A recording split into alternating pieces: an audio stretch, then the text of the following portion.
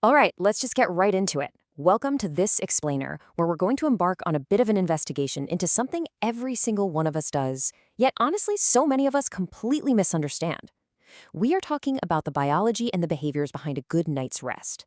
Today, we're going to unpack the true science of slumber, decode the secret stages your brain goes through at night, and look at some pretty incredible expert insights that might just change the way you hit the pillow forever.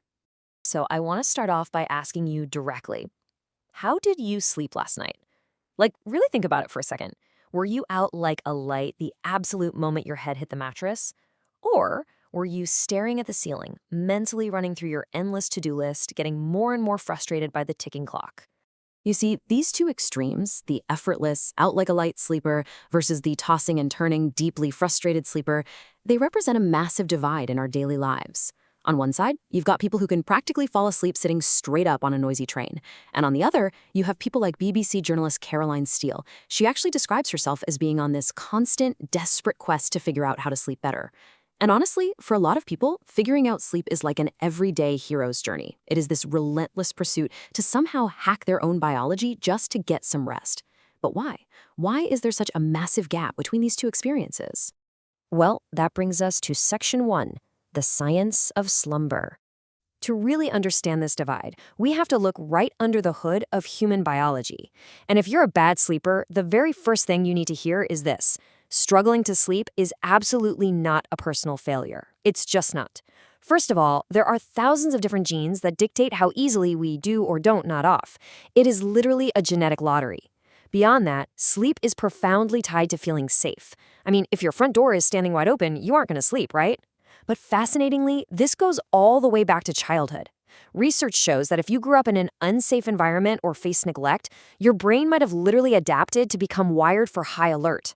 Now, that is a brilliant survival innovation for a child in danger, but it is deeply unhelpful when you're an adult, safely tucked in bed, just trying to catch some Z's.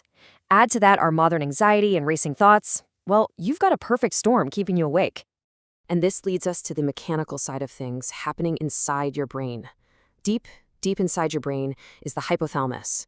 It houses this collection of neurons that are perfectly synchronized with the light and dark of the outside world. So during the day, when it's light out, these cells are highly active. They pump up your heart rate, they raise your body temperature. But at night, in the dark, they calm down. Your heart rate slows, your temperature drops, and your body actually starts prepping for rest. Now, what is really fascinating about this process is a key chemical called adenosine. As your brain cells work hard during the day, they produce this adenosine, and it steadily builds up in your brain, creating what scientists actually call sleep pressure. The longer you're awake, the heavier that pressure gets. It's like a biological debt. When you finally go to sleep, your brain goes into full cleanup mode, clearing out that adenosine so you can wake up feeling refreshed. Which takes us to Section 2, the cost of sleeplessness. So what happens when this delicate biological system gets disrupted? Well, according to a pretty stark warning from sleep doctor Jonathan Tam, the consequences of not getting enough sleep are severe. Without it, your brain completely loses its ability to lay down new memories or process the events of the day. And because of that, the emotional impact of any traumatic experiences actually becomes heightened. Physically, your immune system takes a massive hit. You become way more susceptible to pesky colds, and your body doesn't even respond to vaccines as effectively. But perhaps the most alarming thing is this: during the day, toxins naturally build up in your brain. Sleep is the only time those toxins are cleared out. There's real evidence suggesting that if you don't sleep enough to clear them, you might actually be at a higher risk for conditions like Alzheimer's later in life. Let's move on to Section 3, rethinking sleep stages. With the stakes being that high, you can see why people go to such incredible lengths on their quest for a cure. Take Caroline Steele's hero journey that we mentioned earlier. She actually traveled all the way to a highly specialized sleep lab in Cardiff, Wales, just to get her brain mapped. Picture this. She goes into a room with absolutely no windows, zero outside light, perfectly calibrated temperature, and she's got a cap of electrodes glued to her scalp. The stage was set for the ultimate slumber, right? But, as she hilariously recounted, I didn't fall asleep. I just sort of laid there really frustrated. The immense pressure of trying to perform and sleep on command completely short-circuited her brain. But even though she didn't actually fall asleep, the lab data revealed exactly what her brain was doing behind the scenes.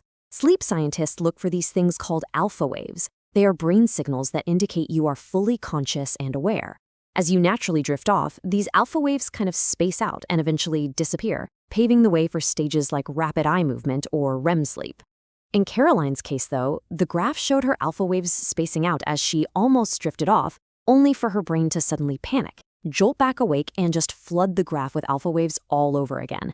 Now, historically, we've thought of sleep as having 4 main stages, right? Light sleep, deeper sleep, the deepest sleep, and REM. But I have a number for you that is going to absolutely blow your mind. 19. Yep. Thanks to some groundbreaking work from a scientist at the University of Oxford who studies people sleeping inside MRI scanners, we are completely upending everything we thought we knew. There could be as many as 19 different stages of sleep. See, under the traditional view, we cycle sequentially, 1, 2, 3, 4, REM, about every 90 minutes. But under this brand new theory, the brain doesn't take a neat linear staircase. Instead, it might take entirely random routes. You could literally jump from stage 4 to 9 to 12 and then bounce back to 2. And honestly, this makes so much sense. It helps explain why sometimes you wake up feeling completely refreshed, and other times, like when you get violently yanked out of sleep by an alarm during some random deep stage, it feels incredibly jarring. All right, let's wrap this up with section 4, secrets to better sleep. So, knowing all this wild, complex biology and neurology, what can we actually do to help ourselves? Well, first, we have to cue that hypothalamus that it's time to shut down. Step 1, darken the room. If you can't black out your windows, just use an eye mask. Step 2, silence the noise. If you live on a busy street with bends clanging or loud birds, do yourself a favor and grab some earplugs. Step 3, cool the air down to around 19 degrees Celsius. That physical temperature drop is exactly what signals to your body that it is nighttime. Next up, we need some behavioral shifts. If you have racing thoughts, don't just lie there and suffer. Read a book that takes you to another world to distract your anxiety. Definitely avoid alcohol. It severely disrupts your sleep duration and overall quality. But most importantly, you've got to cut out caffeine late in the day. Remember adenosine, that chemical that builds up and creates sleep pressure? Caffeine is incredibly sneaky because it physically blocks the adenosine receptors in your brain. It literally stops you from feeling the tiredness that is biologically building up inside you. So, the crucial takeaway here is captured perfectly in Dr. Tam's golden rules for sleep.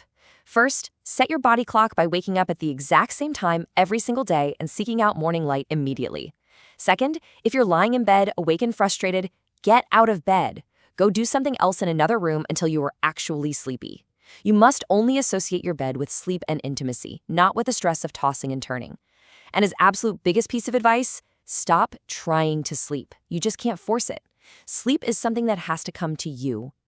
Which actually brings us to the hilarious plot twist and resolution of Caroline's own personal quest for better sleep.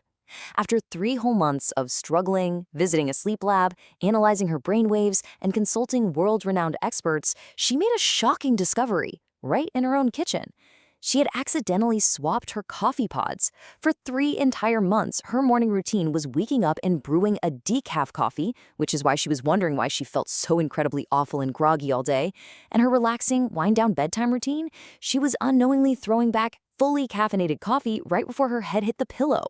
It's a brilliant, very funny reminder that sometimes the most complex biological mysteries have a hilariously simple human error right at their core.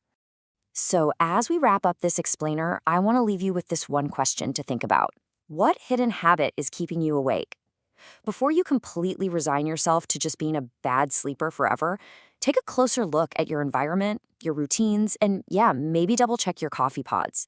Sleep isn't just some passive state. It is a dynamic, essential part of our biology that we can absolutely master with just a little bit of curiosity. Thanks for exploring with us, and here's hoping you get a really great night's rest tonight.